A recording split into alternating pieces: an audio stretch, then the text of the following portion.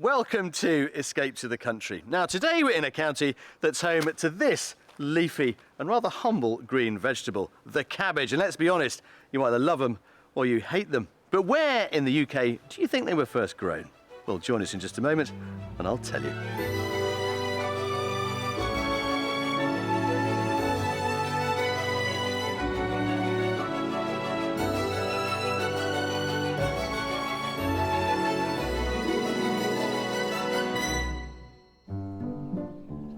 On today's show, we're hoping to find a rural retirement pad for a city boy and a country girl. And our properties offer them cosy character in abundance. Oh, this is outstanding. This is lovely. You can imagine it, the snow outside, the fire burning, just being really curled up in here. Well, today we are in Dorset, and this is the beautiful church in the village of Wimborne St Giles, and this rather elaborate structure is the tomb of Sir Anthony Ashley. Now, he was a late 16th century civil servant, a man who picked up his knighthood thanks to his involvement in the capture of Cadiz during the Anglo-Spanish War back in 1596. But he's not remembered simply for his service to his country. He is the man that introduced all of us to the humble cabbage. He discovered it growing in Holland, brought it over and started producing the plants here on his estate in Dorset. Now, the tomb is beautiful. That's an effigy of Sir Anthony and this his wife, but at their feet is this polyhedron, said to represent the humble cabbage itself. Now, many of us, of course, regard the cabbage as a vegetable that is classically British. And as you can see, it's a story that's very much rooted in this beautiful county. Dorset sits in the southwest of England and shares its borders with 4 counties, including Wiltshire and Hampshire, while the southern edge of the county skirts the English Channel. Dorset's distinctive landscape is as varied as it is beautiful, featuring elevated chalky downs and low-lying valleys. The undulating terrain is blessed with a multitude of attractive age-old villages which are characterised by classic thatched cottages. Together with Devon, Dorset has the highest number of listed thatched buildings in the country. Towards the northern border with Somerset, the scenic beauty of Blackmore Vale inspired Dorset's most famous son, Thomas Hardy, to write the novel Tess of the D'Urbervilles, using the distinctive village of Marnhull as the setting for the work's opening chapters. Meandering its way through the heart of Hardy country, the River Stour flows for 64 miles. For centuries, it's powered the historic mill at Sturminster Newton, which dates to the 16th century. With charm and unspoilt beauty, it's no surprise visitors and house buyers are drawn to this lovely part of the British countryside.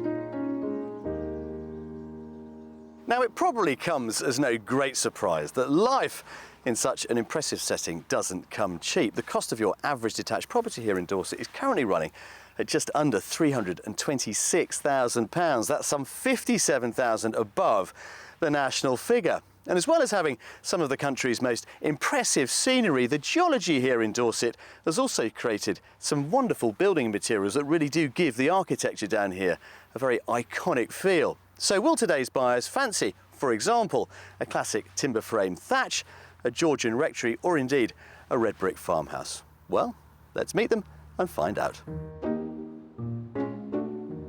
Michael and Jenny currently live in a 4-bedroom detached house on a private estate in the London suburb of Woodford Green.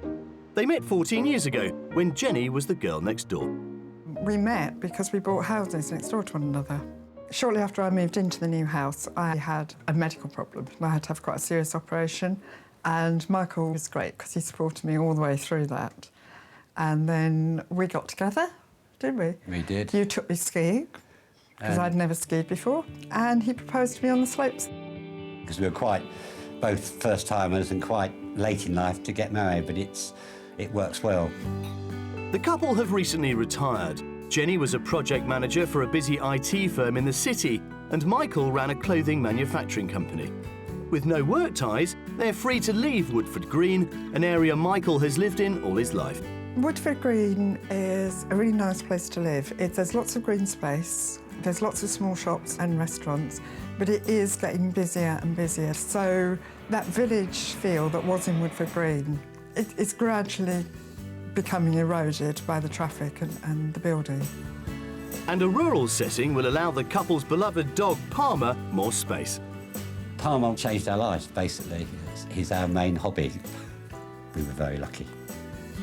Also joining them on the journey are Jenny's elderly parents. So in addition to the house, we'll need to find a property with an annex.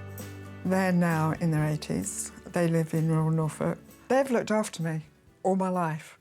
And this move to the country gives me the opportunity to return that kindness and look after them. Once they're finally settled and with more time on their hands, Jenny hopes to improve her cooking skills, and Michael plans on spending more time in the garden. And they're one step closer to their rural dream, as the money's already in the bank thanks to the sale of one of Michael's factory sites. What the move will give us is what we've got now, but more. Just really allowing us to enjoy the time that we're not working. Yeah, I think that says it all, really.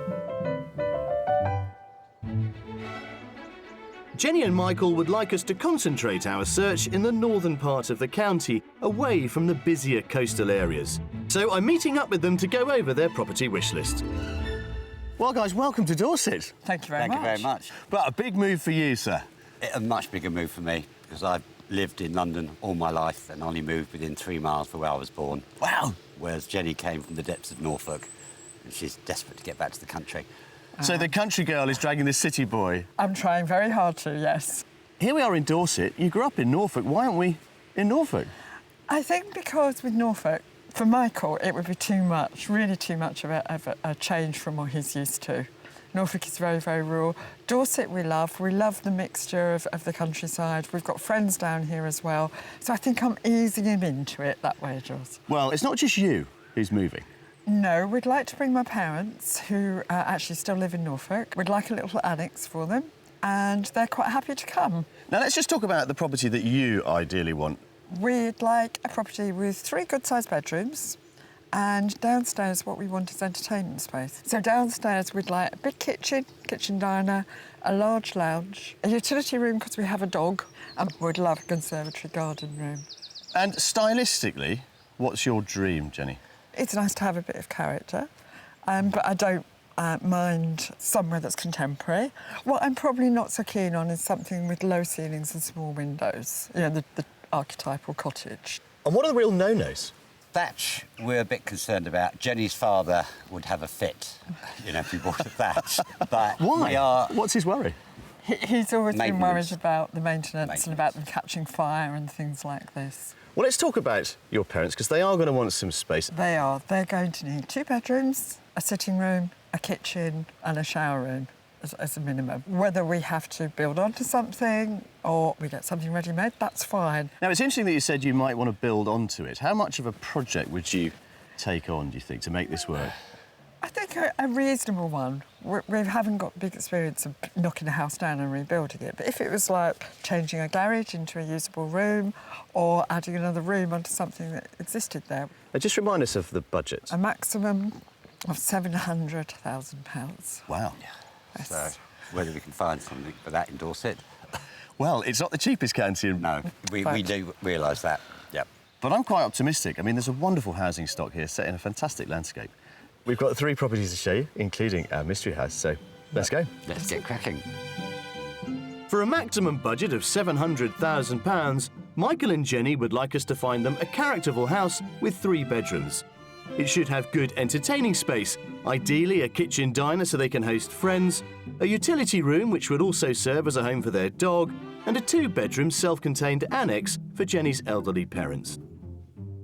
We've lined up a selection of stunning Dorset properties for Jenny and Michael to contemplate as their new home, but they won't know the price of each contender until the end of the tour. And I'm hoping the mystery house, designed to challenge them, isn't the final straw. Our search begins in the village of Jules, around 10 miles from the county town of Dorchester. Located in the heart of Thomas Hardy country, Jules sits in a valley on the Dorset Downs and features pretty carbon-thatched cottages, a well-regarded pub, and a beautiful old village hall built from brick and flint. On the outskirts of the village, in a secluded spot on the banks of a small stream, is our first house. Come over here, because I think this is really where you get the best idea of what is on offer. What do you think of that, then? Wow, Interesting. that is really interesting. Isn't it? Isn't The it? garden's beautiful. The garden is stunning, full of water features. There's a lake down there, which Palmer is going to be in. Oh, all the time. I hope he's got a utility room to dry him off. Exactly. But that's the main property we're going to deal Right. with first, which also comes with that one over there, which is a completely separate annex. That's That is ideal. amazing. Absolutely ideal. That's what they wanted, to be separate but Yeah. close. But this would be your bit, I think, although you could fight over it, actually. You can decide. I probably would. It's really interesting. Come and have a look. Can't Come wait see. to get inside. Dating to 1800, the main house was originally 3 separate cottages with the walls built from traditional cob.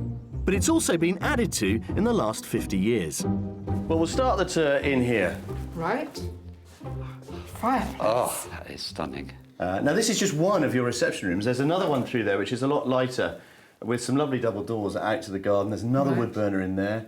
So you have got his and hers if you want. Just, being retired, you want a bit of your own space now and again. So to Yeah. have 2 rooms would be excellent. But this would be lovely in winter. as a Cosy snack. snug in winter. Yeah. You can imagine it, the snow outside, the fire burning, just being really curled up in here. Brilliant. And it also leads on to the kitchen diner, Right. which I'm hoping is going to be big enough for you. Okay. Let's have a look. Here we are, Jenny. Oh, this is outstanding. This is lovely. What a lovely space. Loads of space to work. Yeah. Friends around for it. It's ideal. And a decent oven. Yeah. Yeah. Yeah. As you can see, you've got the dining end there, those lovely windows, but it all flows round through that arched doorway, down that little flight of steps into the second reception room. Lovely. And it's so light. And look at this, doggy-friendly floor. Yeah. Exactly. Very much so. I'm really pleased with this. What do you Really think pleased. the folks would make of it? My mum would love this kitchen. She could come in here and make jams and cakes and teach me how to do that as well, while Michael's in the garden with Dad learning how to grow the vegetables. With the grown-ups' duties taken care of, there's also a separate utility room for the dog to dry off in after a paddle in the brook, as well as a downstairs wet room with shower and bath. The upstairs is accessed via the second cosy reception space. At the top of the stairs, the landing leads onto 3 bedrooms, including a double guest room and a smaller twin. And then finally, this is yours. Well, that's a really good sized double Lovely. bedroom. It's got good storage by the looks of it. It's lovely and light. Now, it's technically en suite, one would say, because you can get to the shower room through those doors, but that shower room itself is a kind of Jack and Jill arrangement. Right. So that's really what defines this as the master bedroom. It is a Yeah. lovely room. Yes. And it overlooks the garden by the looks of it. So. Absolutely. So what about mum and dad? I've Definitely. forgotten about that. The annex, yeah. You won't forget about it once you've seen it, I can assure you. I think it's fair to say that mum and dad will be more than happy with their separate living quarters, and they're just a short stroll from the main house in a modern, recently remodelled annex. There. Come and look at this, guys. I mean, it's huge. It certainly God. is huge. You've got 2 further reception rooms through there, one of which is enormous, the other is smaller but also has a gas, log effect burner in it. Right. And then through here, you've got a bedroom with separate loo and wash basin, and then in there, downstairs shower room. So it's all on one level. Ideal for them. It's ideal. Really is ideal. Ideal. Shall we go and explore the garden? Definitely, I'd I'm love to. dying to see And the garden. we'll explore the price as well while we're at it. The land that comes with the property is exceptional. An acre and a half of beautifully landscaped garden with that stunning brook and stream. There's also a patio, a real sun trap, various pretty features, and finally a large outbuilding, a man cave for Michael perhaps. Well, we do get to see some fabulous gardens when we're house hunting, but this is one of the best. Beautiful. Absolutely The beautiful. stream, the pond, the sound, space. And the sound of running water. And that's all you can hear, actually, Yeah. isn't it? Right? What do you think it's on the market for? I reckon it will be over our budget, and I'd say 710. 710. Jenny? Yep. 1.5 acres. But I'm going to be optimistic. And I'm going to say 695. How optimistic are you feeling? Oh, well, sun's shining. I feel really optimistic. Then let's make your day, because property one could be yours for £650,000. Joking. Good God. That is amazing. That is incredible. That is amazing. Yeah. I would like you to spend a little more time exploring the annex, just make Yes. sure it's going to be right for mum and dad. Yes. I'll catch up with you a little bit later on. OK. Off you go. See you See you later. Or maybe you'll find me, who knows, in this rambling property. Now, as you can appreciate, since this was built back in the 1800s, it has been bought and sold many times, but when it was sold just after the war, it went for just £7,000. Wow, how times have changed. £50,000 below their top budget, this delightful detached period cottage has a large kitchen diner in which to entertain, the 3 bedrooms they've asked for, and a large utility room for Palmer. The separate modern annex has more than enough space for Jenny's parents, and it's all set in a peaceful rural setting overlooking a brook. I have been absolutely amazed at this house. Not only has it got all the space that Michael and I need inside the house with that lovely kitchen, which I'd be perfectly happy to live in myself, it's got the perfect annex for my parents. It's very rural. I just have to check out how isolated it is for doctors and things for my in-laws, and it'll be a big step, but I think it might be quite exciting. When we see a house, we usually get a very good feeling whether this house is going to work for us or not. When we walked into this house, I think it was 90% there. When we walked out of the house, it was much closer to 100%. I could see us living here. You know, gardens like this do, of course, take an awful lot of work, but my goodness me, are they worth it? And they can certainly help sell a property, can't they? They certainly can. They It's can. beautiful, absolutely beautiful. Right then, we've got 2 more to show you. Do we need to? Well, Well, is someone's a come up with question about better, that. so, but I don't think you will do, but let's get it'd be going. hard to beat this one. Come on.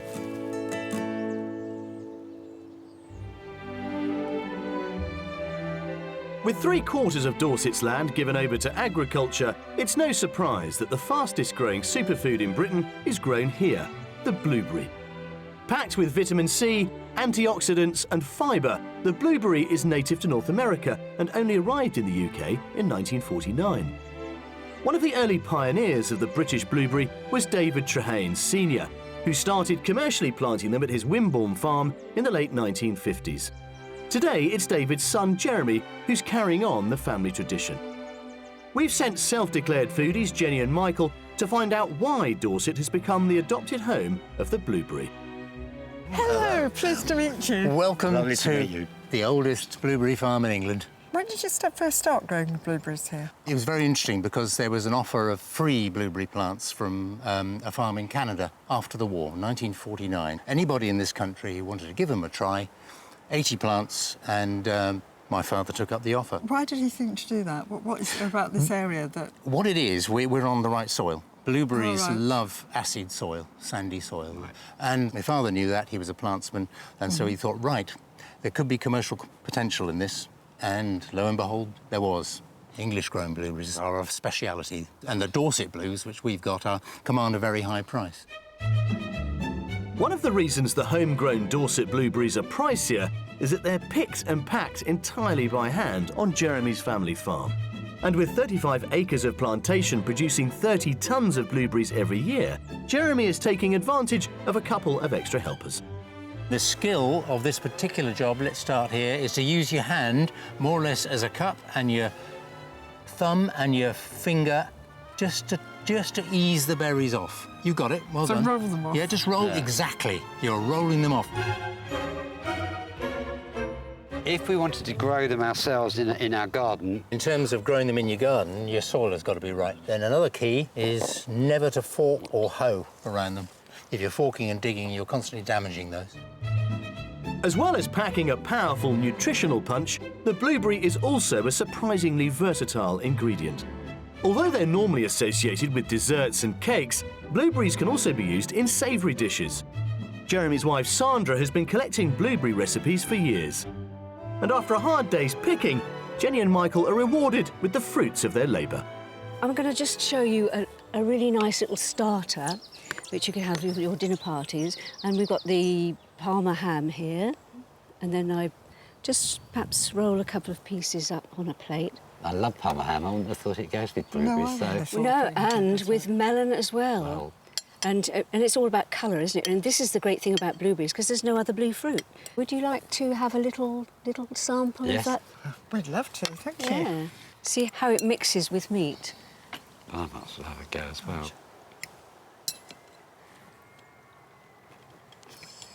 That goes so well together. I love Parma ham. I know I love blueberries. Really, really good. Delicious. Absolutely delicious.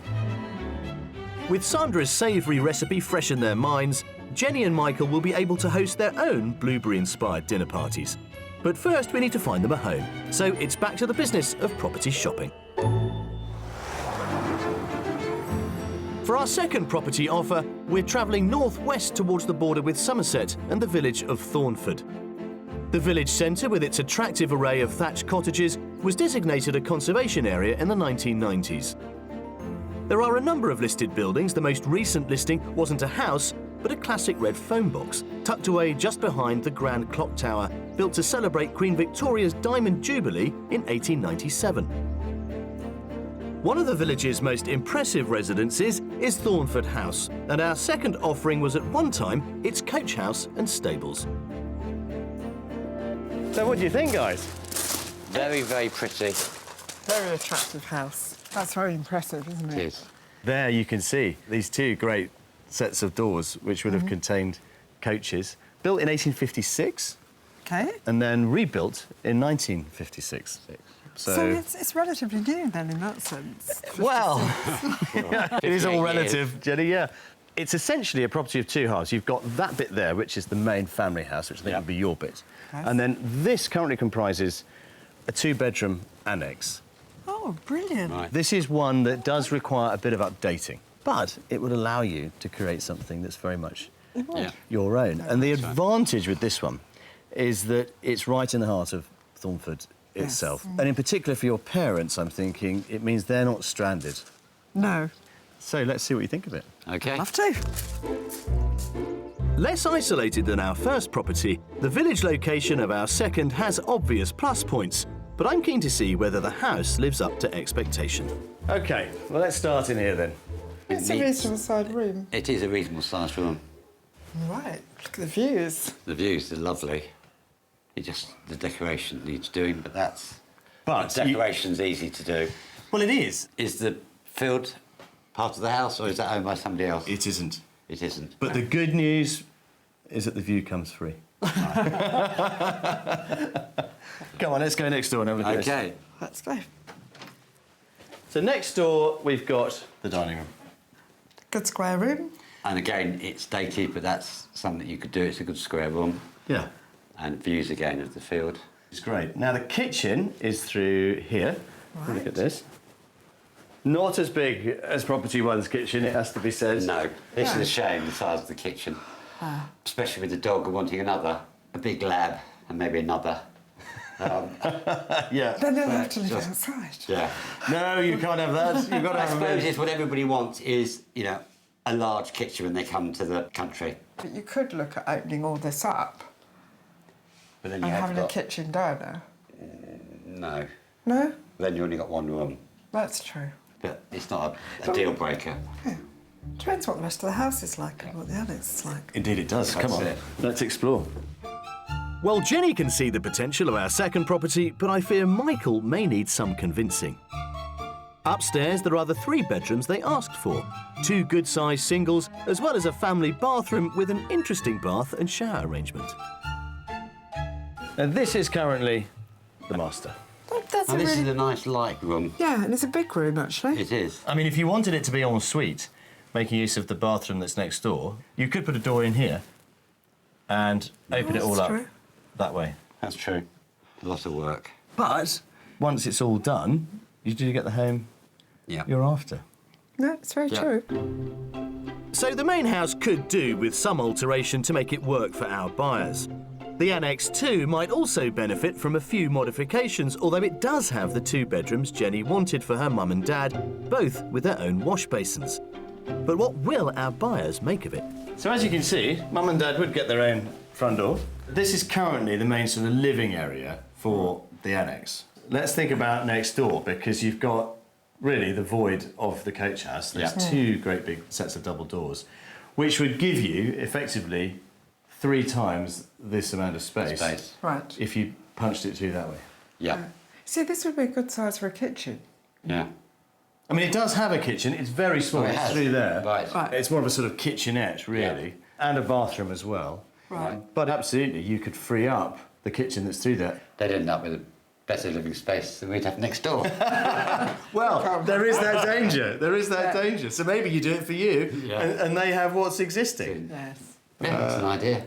OK, let's pop outside and enjoy this glorious sunshine and Have a look at the garden. have a look at the garden. We'll talk about the price as well. Right. OK.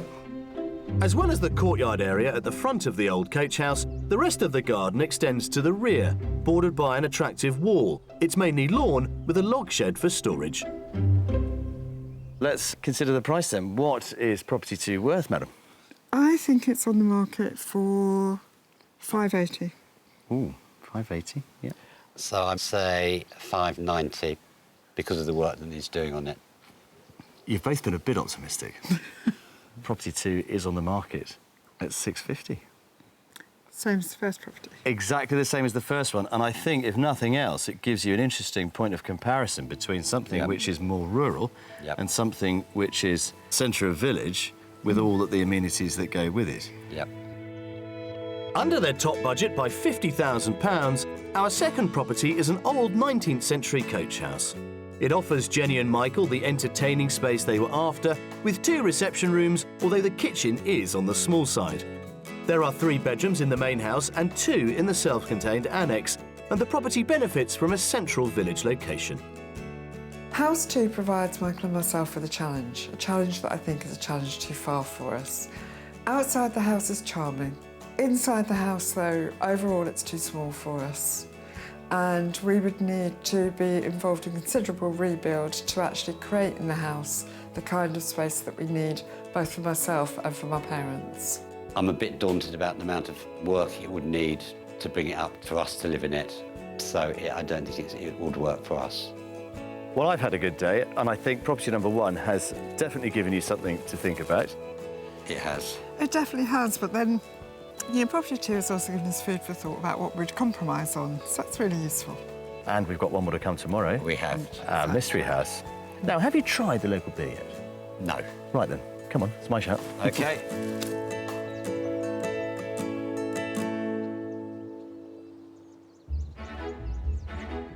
It's the second day of our property search here in Dorset, and with a top budget of £700,000, we're helping Jenny and Michael from the London suburb of Woodford Green find rural peace in the West Country.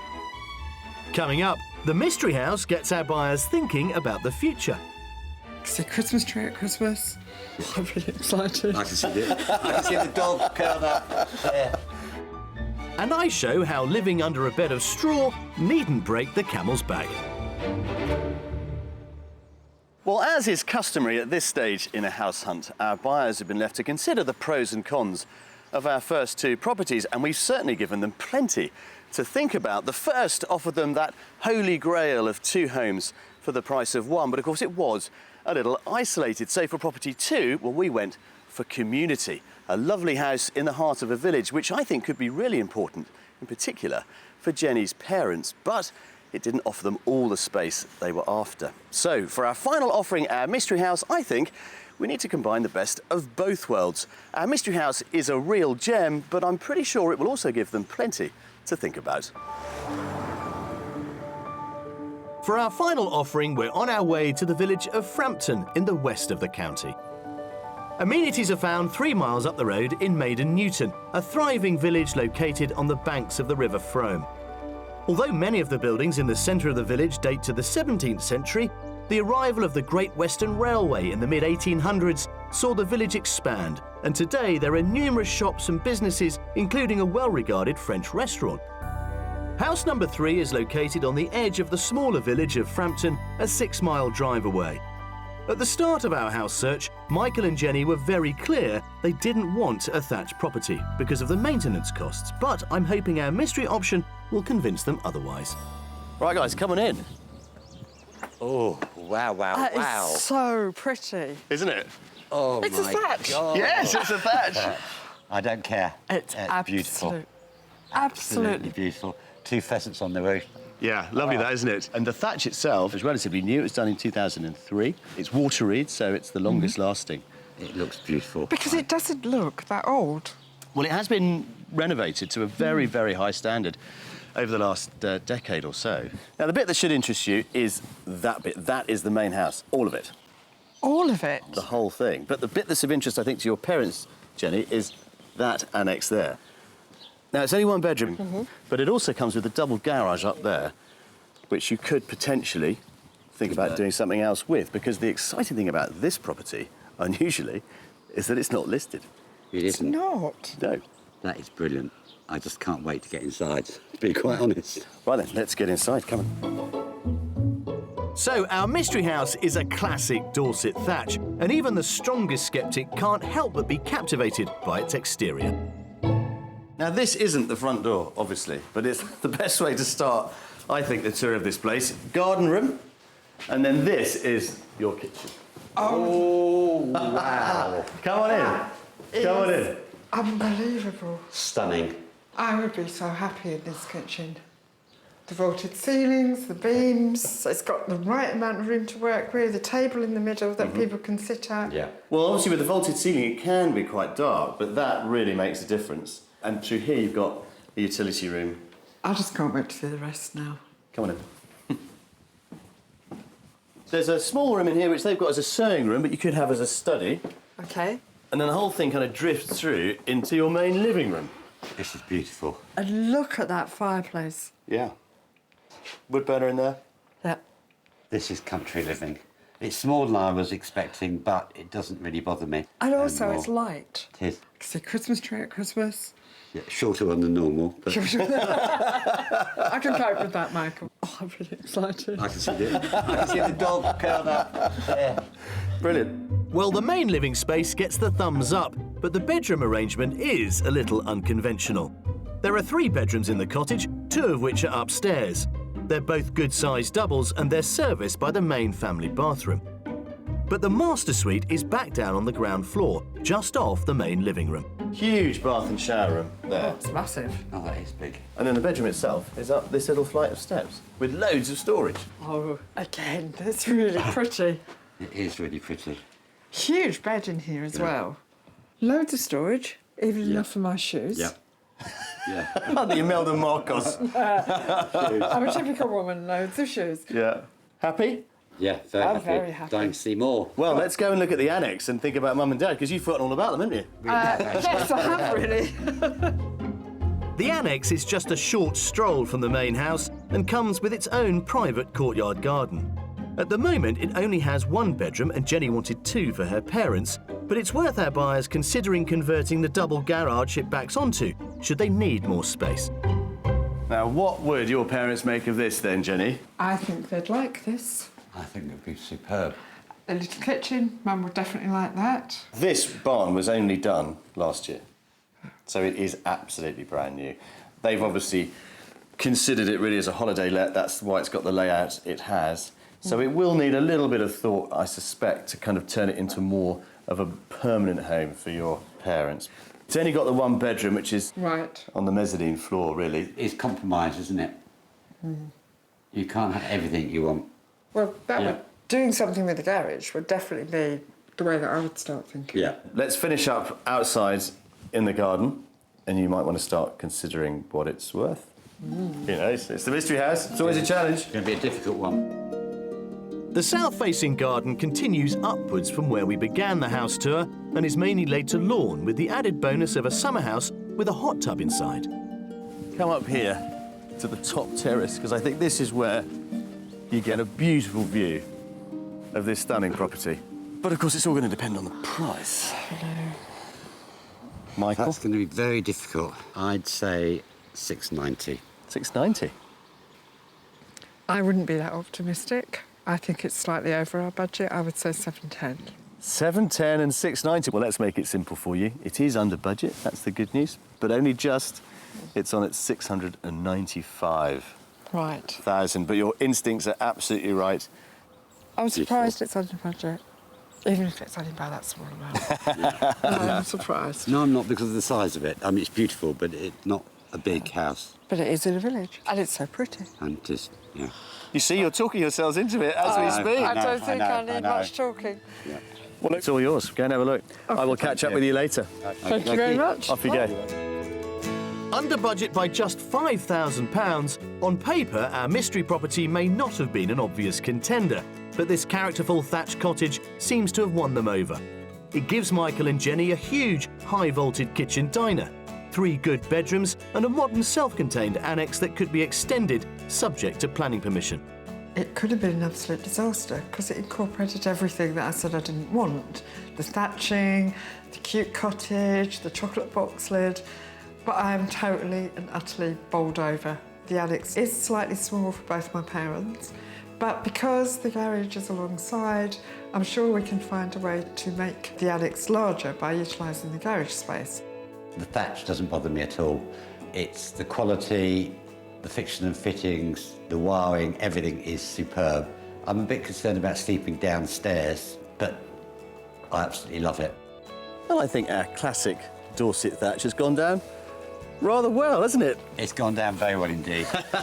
You see, I thought it would. But we have given you 3 to think about, so let's go and consider the options, shall we? Definitely, food for thought.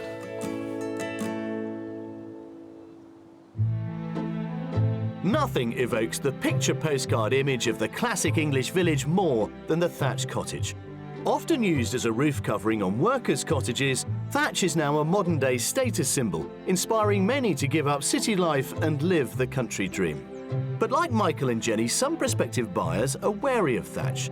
However, if looked after and managed properly, the costs and risks of this age-old roofing material can be reduced.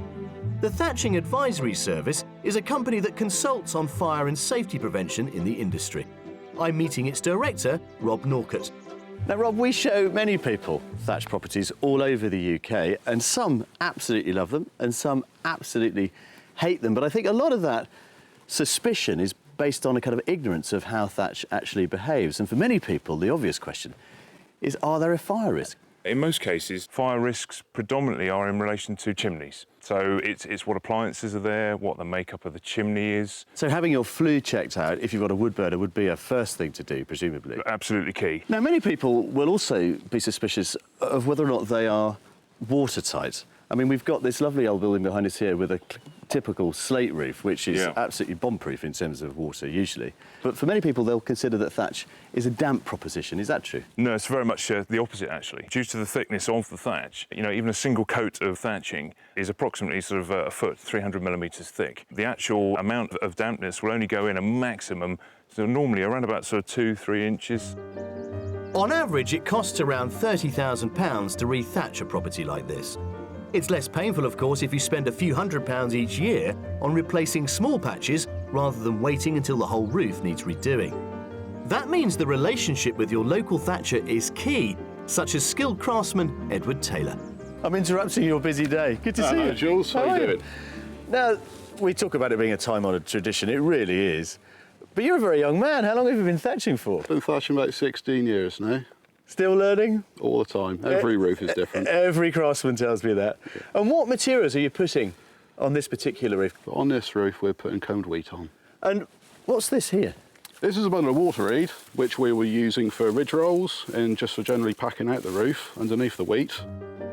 In terms of durability and lifespan, harder-wearing water reed is often the best option and can last up to 50 years before it needs to be replaced.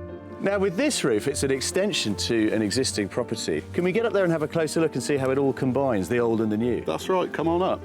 Although thatchers like Edward still follow traditional methods handed down to them, modern building materials unavailable to their predecessors can help protect the property further. This roof has been fitted with a fireboard system, which buys valuable time should the worst happen, but also helps reduce insurance premiums. A breathable, waterproof membrane also adds further protection from the rain. I suppose the obvious thing to notice, first of all, is the blue of the modern breathable membrane. That's right, we have the fireboard on, then we have the membrane over the top, just keeps everything watertight. With half the roof still to complete, I'm keen to try my hand at this traditional British craft. Just pick one up and lay it in your arm. Like that? That's right, yeah. There we are. You've got it. Hey, how about that? Yeah. Now, if you'd like to come along and just pitch the straw down against the roof. We say put what, sort of drop it? That's right, just drop it against the roof. Oh, just to level it up? That's right. And yeah, that's all you're doing, yeah. And then you just sort of bed it in, do you? That's right, and then push that up together against your course there. Then we have our spar out of there. And then This one, and then pin. So how long is this one going to take you to finish, Edward? Well, this roof will probably take me another 3 weeks to finish. If it stays sunny. Yeah, let's hope so. Well, thank you very much for interrupting your day to show me around. Best of luck. No problem. Cheers, mate. Thank you, Jules. Well, as you can tell, we've had a pretty busy week here in Dorset. 3 properties, as ever, into which we've had to try and fit 2 very distinct families. But have we managed to do it? Well, I've got a funny feeling a decision on the future for Michael and Jenny, and of course Jenny's parents, is in the offing.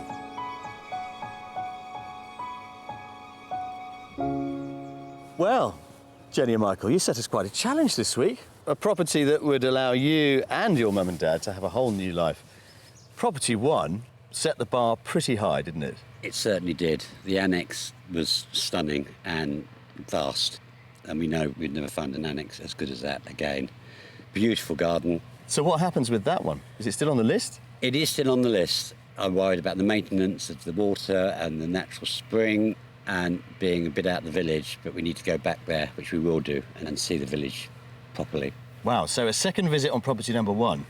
Definitely. We were clearly off to a flying start with that one. Property 2, very much in the heart of a village, but it did need a little more imagination, didn't it, Jenny? It definitely needed more imagination, and it needed quite a bit of work to make it work for us. And I think that was just a step too far. So for our mystery house, we tried to combine the best of both worlds. I loved the main house. I could see myself living there. So pretty from the outside.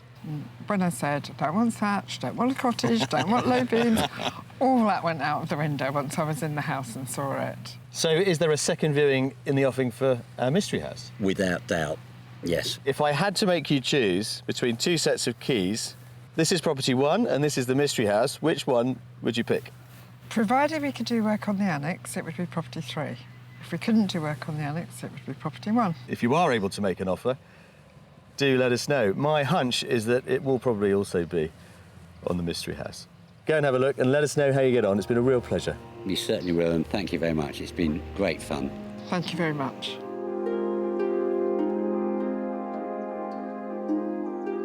You know, when we select our properties for our buyers, there really is no telling how they're going to react. But on this occasion, we really have left Jenny and Michael spoilt for choice. And in terms of our mystery house, well, everything they thought they didn't want, well, it now turns out it's everything they now think they do want. It just goes to prove that when it comes to house hunting, there's very little that's predictable about property. I'll see you next time. In the end, Michael and Jenny decided our first property was too isolated, but they did go back to the mystery house for a second viewing. They were about to make an offer, but unfortunately missed out. They have since found another property they like. If you would like to escape to the country in Wales, Scotland, England, Northern Ireland, or even further afield to the continent and would like our help, then please apply online at bbc.co.uk/be on a show.